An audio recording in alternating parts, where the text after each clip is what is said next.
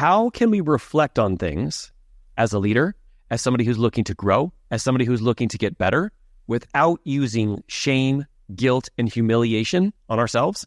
Because that never gets us to show up the way that we want to. Now, there's a process that we teach to all of our clients that's really about learning how to reflect on when things go right and when things don't go right.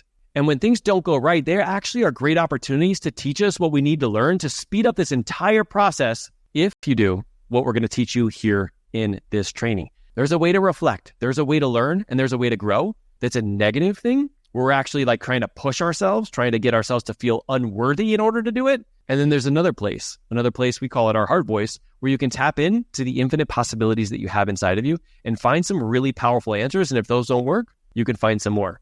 Now, we break this down into 3 steps, like we always do here on the channel. We talk about the tactics, we talk about the mindset, and we talk about the accountability.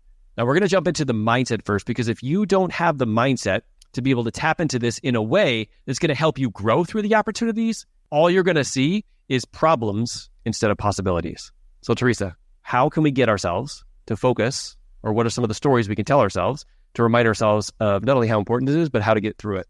Yeah, and it's really reflecting on your wins and the lessons that need to be learned. So this will help create a more of like, hey, this is a victory and I can keep going this way, right? So you kind of know which path to take, but it's really about recognizing that there are wins and that you can acknowledge them so you can keep repeating them.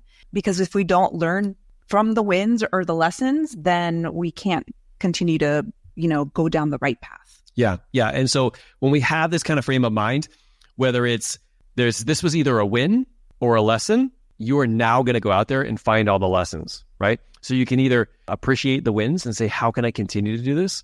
Or you can look for, people say failures, but you can look for the lessons and know that there's a lesson in every single thing that you believe that you fail. There's a lesson that thing's trying to teach you. And unfortunately, if you don't learn the lesson, it continues to repeat and it gets worse and it gets worse and it gets worse until we actually learn it. And we've still been like having struggles with this, learning different lessons, right? And so this is a part of the experience, but it's also an opportunity for you to grow.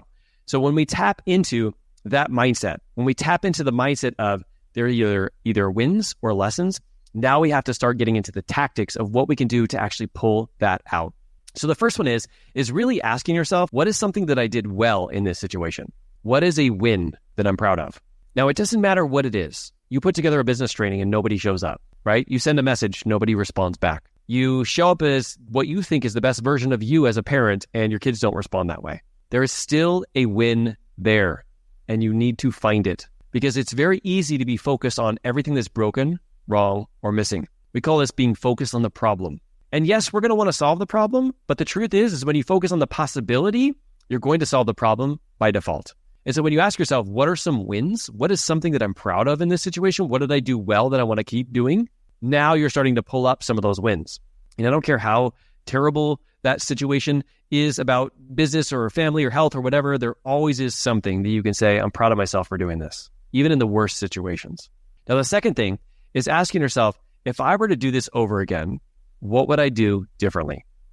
Now, here's the thing, like when we coach people, we coach a lot of entrepreneurs, a lot of parents, a lot of spouses. We talk a lot about being focused on how we can take some of the lessons that we're learning every single week and we can actually move them forward into the next week, as long as we don't use shame, guilt, or humiliation, right?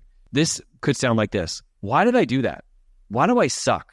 Why am I not being a good parent? Why am I not working out? Why is my business not growing? Why am I stuck? And there's no good answers out of those questions. There's just focused more on what's broken, wrong, or missing. What's wrong with us? What's wrong with our business? What's wrong with our spouse? What's wrong with whatever, right? And instead, when we ask ourselves a question that's related to, if you were to have a chance to do that over again, what would you do differently? And what it does is it takes the shame and guilt out of it, and it gets us to say, if I were to do this again differently, I would try this. I would make this adjustment. I would make this move. I would respond this way. I would keep my cool. And then the follow-up question is, how can we take that lesson and move it into the next time that this happens? How can we make sure that this is the priority for this next week, so when it comes up, I actually do show up differently? And this is how growth works, is when you're able to ask yourself that question, what was the wins, right? But then also, what are the lessons and what are they trying to teach me? And if I were to do this over again, what would I do differently? Now you get to bring those lessons with you without the shame, the guilt, humiliation. Now, the reason why we say this all the time is because when you shame or guilt yourself, I want you to think about this, especially if you have kids. If you are their superhuman, their super mom, super dad, the person they look up to, and you shame and guilt yourself and beat yourself up, I don't care if you're not verbalizing it, you're showing it in your energy. You're showing it how you show up. And when we are actually showing our kids how we do that, think about from their perspective, when they think about us beating ourselves up, they must be like, man, if my mom and dad think that's about them, then that might be the same thing with me. We don't realize that we're treating ourselves that way. But I know I talked to a lot of you guys and you would say, I would never talk to anyone else like that, right? And so when we can reframe this and we can think about like, I want to be the role model for my kids and I want to make sure that I talk to myself just like I would talk to them. And when you do, you actually model the behavior for them instead of using the shame, guilt, and humiliation. Because you will notice that if you use that against yourself, you'll start using it against other people, kind of like as a weapon, and it'll actually deteriorate not only your conversation, but your connection. That's why it's never a great thing to shame or guilt yourself, because then you'll start using it for other people too. And that is not how, I don't know about you, that is not how I want to show up. I want to show up as the best version of me. And how we do that is by leaning into the possibilities, not to the problems.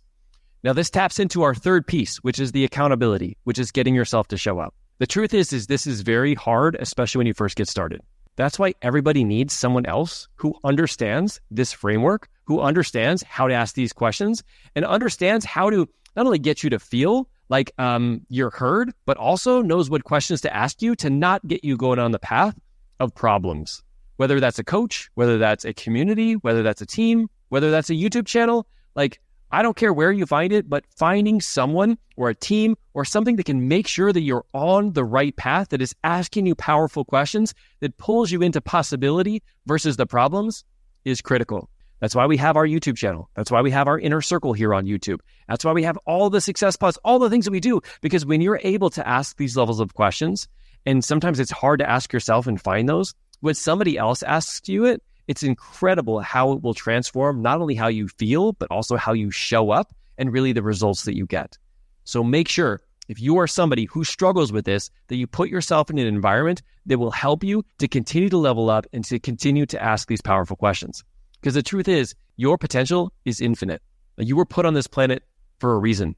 You're here because of the awesomeness that you are, and you have really powerful strengths. And if we can continue to tap into that, we can continue for you to use that as a light for others. It will change the game, not only for you and for your family, but for the world. And so when we think about leaning into these types of questions, be willing to put yourself out there, be willing to have these conversations with a mentor or somebody that you trust, and then steer those conversations based off of what you're proud of, what went well, and what you would do differently. And I promise you, you'll come back to this channel, you'll come back to me, you'll send a message to Teresa saying how much this has transformed you. And the truth is those things were always present. It's just that you weren't aware of them until they asked the question.